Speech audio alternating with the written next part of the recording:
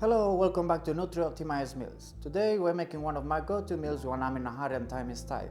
If you're looking for something healthy, tasty and ready in just 20 minutes, you are in the right place. But today's video is not only a recipe video, it's a tutorial and a template on stir frying. I'm going to break down each step and the significance of each of the components. Let's get cooking. Stir fry is one of my favorite types of cooking. Quick, easy and a fantastic way to put together a great and healthy dish without investing too much time.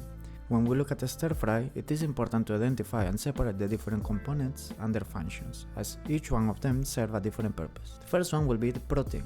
A well-balanced meal supporting your muscle mass needs at least 30 grams of high-quality protein.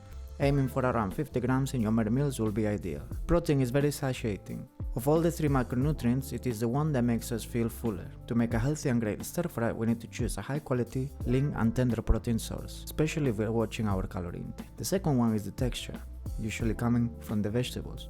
In most stir-fried dishes, vegetables can provide us with a sponge-like texture that absorbs the juices or a crunchy feeling that intensifies and makes each bite more enjoyable. They're also great as source of micronutrients and fiber that support our overall health. Generally, they're low in calories, very satiating, and help make the meal more satisfying.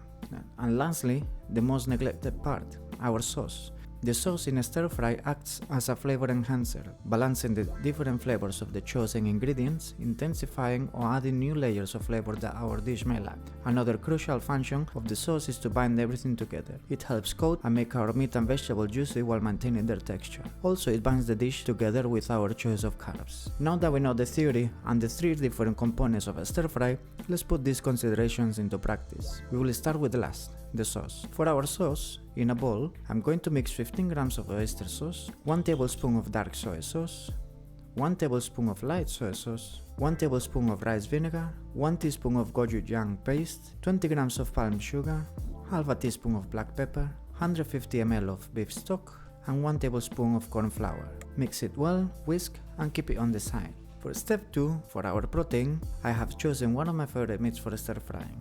Pork fillet. The fillet is one of the most tender cuts in general. Pork fillet can be found pretty easily and is a great source of lean protein. We will start by removing all the excess fat that is on the outside. Once we are done, I will use a 350 grams piece as I'm making 2 portions. We will cut it in half lengthwise and lay the flat part on the chopping board. If we look at how the meat structure is, we can see that it's composed of long muscle fibers that run from the one side to the other. If we cut against the grain, it will mean that each piece is composed of a lot of mini pieces that are easier to chew, therefore making each piece more tender. I will make each cut with a slight angle, helping me with the other hand to keep the meat in place. Once all the meat is cut, we will marinate it for a few minutes, just enough until we have the rest of our prep ready. To the meat, I will add 1 tablespoon of light soy sauce, 1 tablespoon of sesame oil, and I'll mix everything well. The oil will help us to keep each piece separated. For the next step, we divide the vegetables into 2 groups. The first one is the aromatics, whose function is to help bring the natural flavor of each ingredient out and enhance the dish with flavor and aroma. I'm using 8 cloves of garlic, which I will finally slice.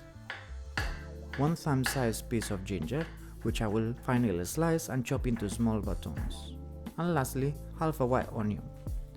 For the onion, I will chop it into big-sized chunks and I will separate it with my hands. The onion will serve as an aromatic, but also help provide texture. The second group is the rest of the vegetables that will help to bring new flavors and bulk to the dish. I am using 200 grams of oyster mushrooms, which I prepare by separating them into big chunks by hand.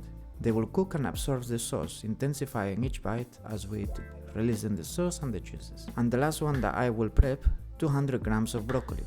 Cut it into florets, and if they are too big, cut them in half. Broccoli, which will provide us with a crunchy feeling and will make the dish more enjoyable.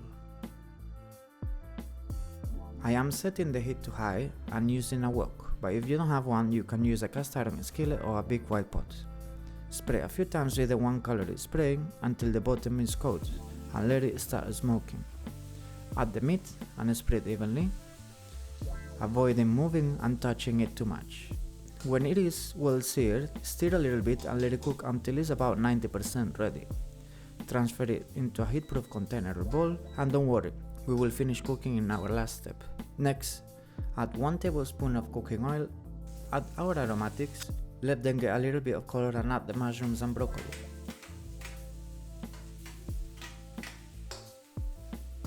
Mix it well until all the vegetables are well coated with the oil and avoid moving it too much.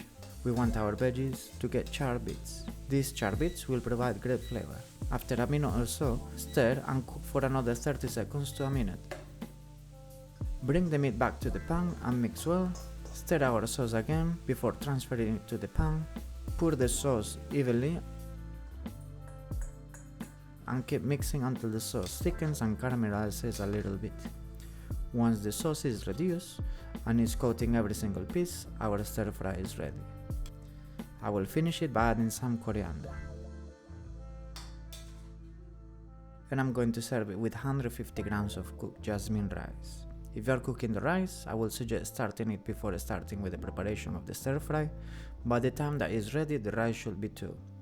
Always cook a little bit extra rice. You can keep it in the fridge and use it to make other stir fry. If you want me to make a fried rice video, let me know in the comments below. The nutritional information per portion will be at the end of the video. Thank you for watching. Remember to comment and consider subscribing for more healthy and delicious recipes. Check out my coconut chicken curry video if you want to learn how to make a great healthy curry base. See you in the next one. Bye bye.